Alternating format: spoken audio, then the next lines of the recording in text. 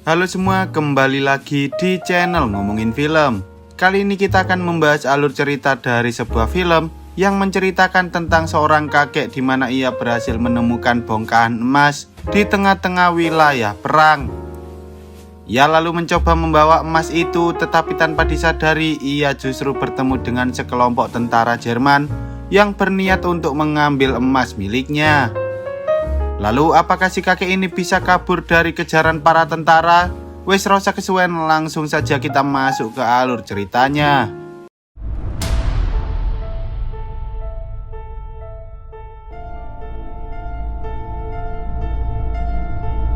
Film ini bermula di tahun 1994 ketika Perang Dunia Kedua sedang berlangsung. Beberapa negara seperti Finlandia dan Uni Soviet mencoba bersekutu untuk mengusir tentara Nazi dari dataran luas yang biasa disebut sebagai Lapland. Tetapi para tentara Nazi tak bisa tinggal diam begitu saja, sehingga mereka mencoba membakar seluruh jembatan, desa, dan kota yang mereka lewati. Sementara itu, di tengah-tengah dataran Lapland yang sangat luas tersebut, terlihat seorang kakek tua bersama anjingnya mencoba menyaring-nyaring pasir yang ada di salah satu aliran sungai hingga ia berhasil menemukan secuil emas. Meski ia berada di tengah-tengah medan perang, si kakek tampaknya tak peduli dengan para tentara itu sama sekali, karena yang ia inginkan saat ini hanyalah mencari emas. Dan setelah menggali beberapa lubang di dekat sungai tersebut, si kakek akhirnya menemukan bongkahan emas berukuran besar.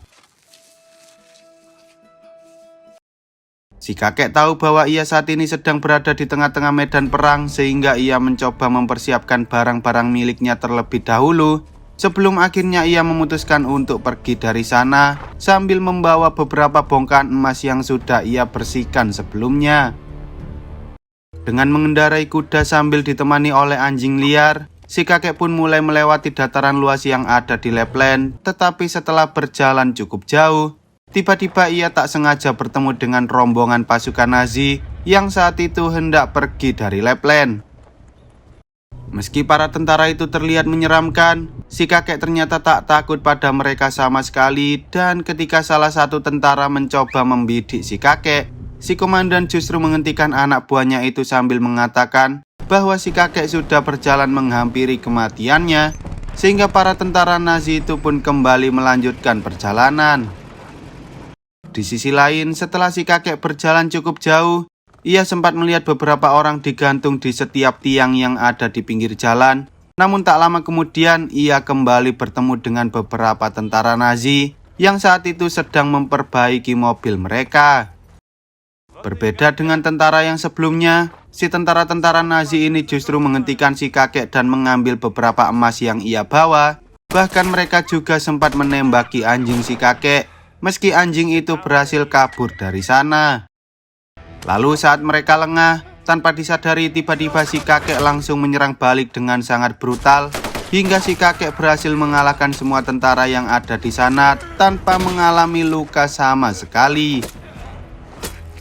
Sementara itu, saat si komandan menyadari bahwa anak buahnya tak kunjung kembali, ia pun mencoba mengecek apa yang sebenarnya terjadi pada mereka. Namun ketika ia tiba di sana, ia justru melihat bahwa seluruh anak buahnya sudah meninggal, sementara si kakek justru menghilang entah kemana. Setelah si komandan sadar bahwa semua ini merupakan perbuatan si kakek, tanpa berlama-lama ia pun segera mengejar si kakek dengan mengendarai tank miliknya. Lalu mereka langsung memberondong si kakek dengan menggunakan machine gun. Tetapi tanpa disadari, si kakek ternyata tak tahu bahwa ia telah memasuki wilayah ranjau darat yang sebelumnya sudah dipasang oleh para tentara Nazi tersebut. Hingga akhirnya ia pun terkena ranjau darat dan kudanya langsung meledak seketika. Saat si kakek mencoba kabur dari sana, ia melihat bahwa emas-emas miliknya berhamburan di tanah, sehingga ia pun mengambil emas-emas itu terlebih dahulu. Sementara para tentara Nazi kebingungan dengan apa yang dilakukan oleh kakek itu. Tak lama kemudian, saat si komandan tahu bahwa kakek itu sedang mengumpulkan emas, ia pun menyuruh anak buahnya untuk menunggu terlebih dahulu. Namun tanpa mereka sadari, tiba-tiba si kakek justru meledakkan salah satu ranjau, yang mana hal itu membuat pandangan para tentara itu tertutupi oleh debu dari ledakan tersebut. Awalnya mereka semua mengira bahwa mereka berhasil mengalahkan si kakek, tetapi saat salah satu tentara mencoba mendekatinya, si kakek justru melempar sebuah ranjau tepat ke kepala tentara itu hingga ia meledak. Si komandan yang tak terima dengan kejadian itu pun mencoba mengirim 2 orang tentara lagi, namun pada akhirnya mereka berdua juga meninggal dunia akibat terkena ledakan dari ranjau-ranjau darat yang sudah mereka tabur sendiri. Karena si komandan tak ingin kehilangan pasukan lagi, ia pun menyuruh 2 orang wanita yang sebelumnya mereka bawa untuk maju terlebih dahulu. Lalu perlahan-lahan mereka mulai melewati ladang ranjau sambil mencari di mana keberadaan si kakek. Di tengah perjalanan, mereka sempat berkomunikasi dengan sang jenderal tentang si kakek misterius yang sudah mengalahkan beberapa tentara Nazi. Namun entah mengapa si jenderal justru menyuruh mereka untuk segera pergi dari sana. Bahkan ia juga mengatakan bahwa mereka sangatlah beruntung karena mereka hanya kehilangan beberapa tentara saja. Dahulu si kakek bernama Atami Korpi itu pernah menjadi seorang prajurit paling ditakuti di Finlandia setelah ia kehilangan rumah serta keluarganya akibat serangan dari Rusia. Para pemerintah Finlandia yang tak bisa mengendalikan Korpi pun akhirnya mengirimkan ia ke hutan belantara untuk memburu para polisi Rusia. Tetapi tanpa disadari ia justru berhasil membunuh 300 pasukan Rusia hingga ia sering dipanggil sebagai Kosai alias manusia abadi. Meski begitu, karena saat ini Nazi sedang mengalami kekalahan, mereka pasti akan digantung oleh Hitler jika mereka kembali ke Jerman. Sehingga si komandan berencana mengincar emas yang dibawa oleh Korpi agar mereka bisa bertahan hidup dengan cara pergi ke negara lain. Di sisi lain, ketika Korpi sedang bersembunyi di balik truk tentara yang sudah gosong, tiba-tiba ia menyadari bahwa para tentara Jerman sedang bergerak menuju ke arah dirinya sambil membawa anjing pelacak. Sehingga Korpi terpaksa harus bersembunyi di bawah truk lalu melumuri tubuhnya dengan menggunakan bensin. Sayangnya saat Korpi mencoba kabur, ia justru ketahuan yang mana hal itu membuat Korpi terpaksa harus membakar dirinya sendiri. Lalu ia pun melompat ke dalam sungai yang ada di dekat sana. Tak lama kemudian ketika Korpi sedang mengambil nafas, para tentara mengira bahwa mereka berhasil menembak Korpi dan si komandan pun langsung menyuruh beberapa tentara untuk pergi mengambil emas yang sebelumnya dibawa oleh Korpi.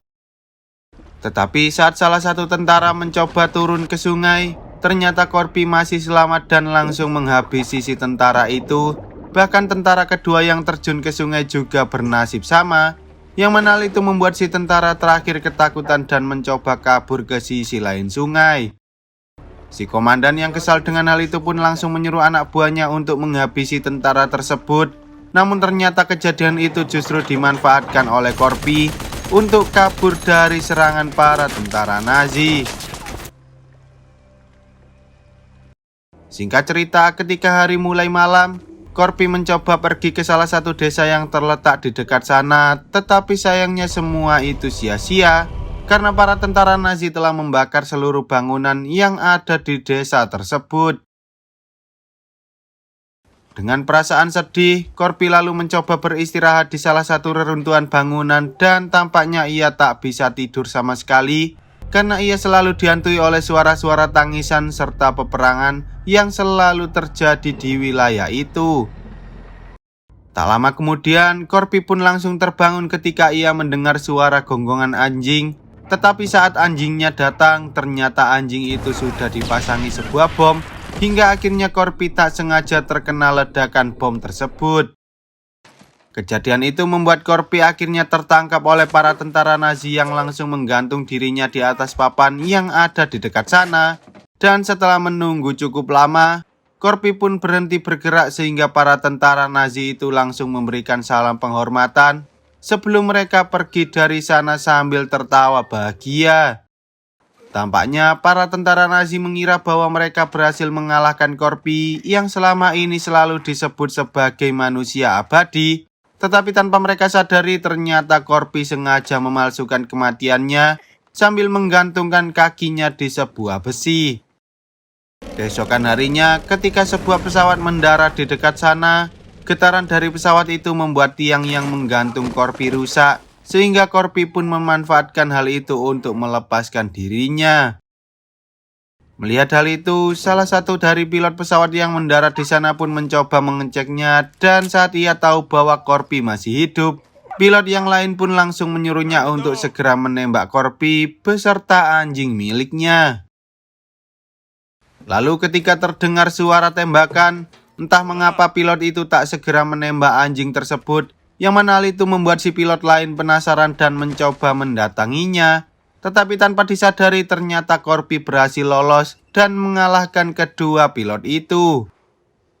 Awalnya Corby terlihat sangat sedih dan mencoba mengikhlaskan emas-emas miliknya yang telah diambil oleh para tentara Nazi. Namun saat ia melihat pesawat yang dibawa oleh dua pilot tersebut, ia pun memutuskan untuk membalas perbuatan para tentara Nazi. Sebelum pergi, Corby berusaha membersihkan luka-luka yang ada di tubuhnya terlebih dahulu. Lalu setelah selesai, Corby langsung pergi menggunakan pesawat tersebut sambil meninggalkan anjingnya di sana.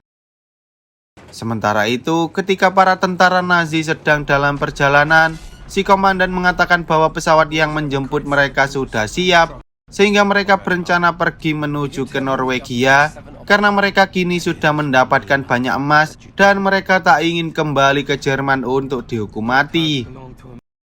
Tetapi tak lama kemudian, entah mengapa tiba-tiba pasukan yang ada di depan mengatakan bahwa jalanan mereka telah diblokir oleh sesuatu. Dan saat si komandan mencoba mengeceknya, ternyata di sana sudah ada sebuah pesawat yang mendarat tepat di tengah-tengah jalan. Dengan perasaan was-was, sang komandan pun menyuruh anak buahnya untuk mengecek pesawat tersebut. Dan setelah mereka membuka kokpit pesawat, mereka akhirnya menyadari bahwa pilot yang ada di dalamnya digantung oleh sebuah tali yang sebelumnya mereka gunakan untuk menggantung Corby. Melihat hal itu, si komandan yang mulai ketakutan pun langsung memerintahkan para tentara untuk segera pergi dari sana karena lokasi pesawat yang menunggu mereka sudah tidak jauh dari tempat itu. Di dalam truk yang berisi para wanita, si tentara yang ketakutan mengatakan bahwa Corby ternyata masih hidup. Dan salah satu wanita yang mendengar hal itu tiba-tiba saja tertawa karena ia mengetahui legenda Kosei yang pernah membantai ratusan tentara Rusia seorang diri. Ia mengatakan bahwa Kosei memang tidaklah abadi, melainkan ia memiliki keinginan untuk bertahan hidup, sehingga tak peduli apapun yang terjadi padanya, ia selalu mencoba bertahan hidup dan menjadi lebih kuat dari yang sebelumnya. Belum lama si wanita menceritakan tentang Kosei, tiba-tiba kedua tentara itu langsung diserang dari belakang hingga akhirnya Corby berhasil masuk ke dalam truk. Dan tak hanya itu, ia bahkan juga memberikan beberapa senjata pada para wanita tersebut. Singkat cerita, saat para tentara lengah, tiba-tiba Corby menyerang si supir truk, lalu menyuruh salah satu wanita untuk mengendalikan truk itu. Namun karena si wanita kebingungan, ia justru tak sengaja mengerem mendadak hingga moncong tank itu masuk ke dalam truk. Setelah itu, mereka mencoba menyalip salah satu truk yang membawa beberapa tentara dan ketika mereka sudah berseberangan, para wanita langsung menembaki seluruh tentara Nazi tersebut hingga mereka semua meninggal dunia. Corby kemudian menyuruh para wanita untuk mundur sementara ia mencoba masuk ke dalam tank untuk menyerang si komandan dan kedua anak buahnya. Tetapi belum sempat Corby berhasil membuka pintunya, salah satu tentara mencoba keluar dan langsung menembaki Corby. Meski begitu, Corby ternyata berhasil menghindar, bahkan ia berhasil naik ke atas tank lagi, sehingga ia pun mencoba berduel dengan si tentara hingga mereka terjatuh dari tank tersebut. Awalnya Corby berencana untuk menghabisi tentara itu, tetapi ia justru dihentikan oleh dua orang tentara yang sebelumnya membawa motor. Melihat hal itu, Corby pun mencoba menantang mereka, namun entah mengapa dua orang itu justru kabur dari sana dan meninggalkan motornya begitu saja. Sehingga Corby langsung membawa motor itu untuk mengejar si komandan dan mendapatkan emasnya kembali. Si tentara sempat merasa lega karena ia tak jadi dihabisi oleh Corby, tetapi tanpa disadari tiba-tiba dari belakang muncul para wanita yang membawa senjata Lalu para wanita itu pun langsung menangkap si tentara untuk membalaskan dendam mereka. Di sisi lain, si komandan akhirnya berhasil menemui si pilot pesawat yang sudah menunggu mereka. Dan karena mereka berdua sudah sepakat untuk tidak mengajak siapapun, si komandan akhirnya langsung menembak anak buahnya. Lalu mereka segera pergi menggunakan pesawat itu. Belum sempat mereka menerbangkan pesawatnya, tiba-tiba Corby datang sambil menembaki pesawat mereka hingga si pilot tak sengaja tertembak dan mengalami luka yang cukup parah. Setelah pesawatnya berhasil terbang, mereka mengira bahwa mereka akhirnya berhasil lolos dari serangan Corby. Tetapi tanpa mereka sadari, ternyata Corby masih bergelantungan hingga ia berhasil masuk ke dalam pesawat tersebut. Lalu saat si komandan mencoba mengeceknya, Corby pun langsung menyerang si komandan, lalu mereka pun mulai berduel dengan menggunakan tangan kosong. Meski tubuh Corby sudah dipenuhi oleh luka yang cukup parah, ia masih bisa mengimbangi serangan si komandan, yang mana hal itu membuat si komandan sangat marah, sehingga ia mencoba menghajar si Corby dengan menggunakan tali pengikat parasut.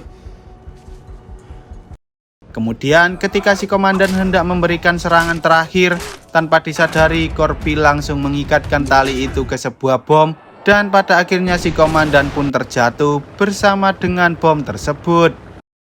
Ketika Corby sedang beristirahat, entah mengapa tiba-tiba pesawatnya mulai mengalami kerusakan, dan karena Corby tak tahu harus melakukan apa, ia pun terpaksa harus bertahan di dalam pesawat saat pesawat itu jatuh dan menabrak daratan. Di sisi lain, saat para penjaga perbatasan Finlandia melihat ada sebuah tank yang datang, betapa terkejutnya mereka karena tank itu dikendarai oleh para wanita yang diselamatkan oleh Corby sebelumnya. Bahkan mereka juga mengikatkan si tentara Nazi di depan tank tersebut. Si penjaga lalu bertanya apa sebenarnya yang terjadi pada mereka, dan si wanita hanya menjawab bahwa para tentara Nazi itu kini sudah dikirim ke neraka oleh Kosei. Sementara itu di sebuah tempat yang berlumpur, tiba-tiba Corby muncul dari dalam rawa sambil membawa tas berisi emas miliknya. Lalu ia pun berkendara bersama anjing miliknya menuju ke salah satu kota yang ada di dekat perbatasan Finlandia. Dengan tubuh penuh luka, Corby pun mulai memasuki sebuah gedung yang biasa disebut sebagai bank. Lalu di sana ia memberikan seluruh emasnya pada si teller bank, sambil mengatakan bahwa ia ingin menukarkan seluruh emas itu dengan uang agar ia lebih mudah membawanya. Lalu film pun tamat. Oke lah, sekian dulu untuk video kali ini. Semoga kalian semua terhibur. Jangan lupa untuk support channel ini dengan cara klik tombol subscribe lalu nyalakan loncengnya agar kalian tidak ketinggalan dengan video-video terbaru dari channel ini. See you on the next video dan sampai jumpa.